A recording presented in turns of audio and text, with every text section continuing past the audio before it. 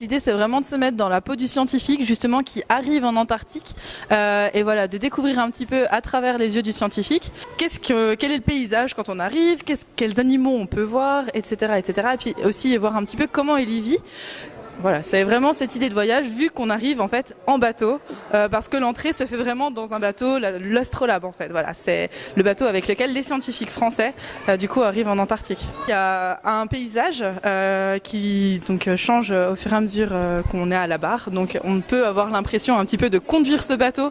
Alors évidemment, quand on va tourner la barre à droite, le bateau ne va pas partir à droite. Malheureusement, ça aurait été presque trop beau. Mais voilà, donc l'idée c'est un peu de se mettre dans la peau justement du conducteur de ce bateau, c'est assez rigolo, avec vraiment le tableau de bord comme si on y était. Comme d'habitude, le pavillon, donc le but c'est vraiment de pouvoir toucher un petit peu aux différentes choses. Donc on va avoir quelques petits jeux qui vont accompagner l'exposition, on va avoir un banc de tri, donc l'idée c'est de se mettre dans la peau du chercheur, comme d'habitude, là, comme toujours, voilà, pour essayer de comprendre comment le chercheur, lui, il fait quand il va chercher les différentes espèces animales qui vivent au fond de l'océan. Et oui, il y a des espèces animales au fond de l'océan en Antarctique, c'est étonnant. Et comme il les connaît pas très bien, il faut essayer de les trier. Donc voilà, il y a un petit jeu pour essayer de se mettre dans la peau de ce chercheur et c'est pas évident. Il y a aussi d'autres petits jeux pour situer un petit peu l'Antarctique, voir un petit peu comment s'est déroulée la conquête de l'Antarctique, etc. Donc voilà, toujours toucher un petit peu à tout. C'est dans vraiment le côté exploration de l'Antarctique. Voilà, il y a un petit coin avec une motoneige, voilà, pour vraiment se mettre dans la peau des différentes personnes en fait qui ont découvert l'Antarctique, voir un petit peu comment ça s'est passé, l'histoire en fait de la découverte de ce continent. On va être dans une atmosphère un peu sous-marine, donc ça peut paraître un peu oppressant pour certaines personnes parce qu'on est un peu dans le sombre comme ça.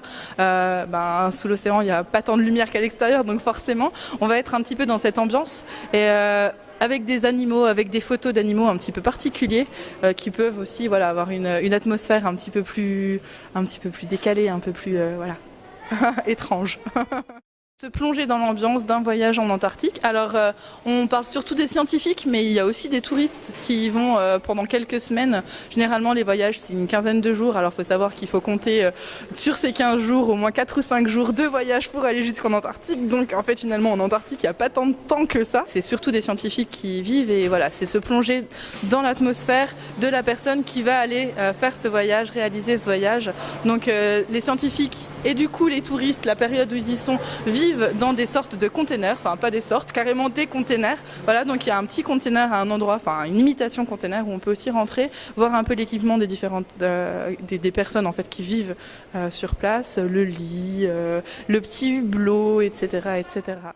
C'est un continent vraiment un peu de l'extrême, j'ai envie de dire, où on connaît encore très peu de choses. Alors on commence quand même à avoir pas mal de connaissances, mais voilà, c'est encore de la découverte, beaucoup de découvertes et on ne cesse de découvrir des nouvelles espèces, des nouvelles choses, etc. etc. Donc voilà, c'est vraiment encore l'un des derniers endroits au monde où on peut encore faire ça de façon très vraiment plus découvert par exemple même qu'encore dans une forêt où c'est plus proche de nous encore, je pense à la forêt d'Amazonie par exemple, où aussi il y a ce côté explorateur mais c'est moins particulier encore que ces conditions vraiment extrêmes. Alors l'exposition elle est ouverte jusque tout début septembre 2014, voilà donc vous avez tout l'été en fait pour venir à la découverte de ce continent.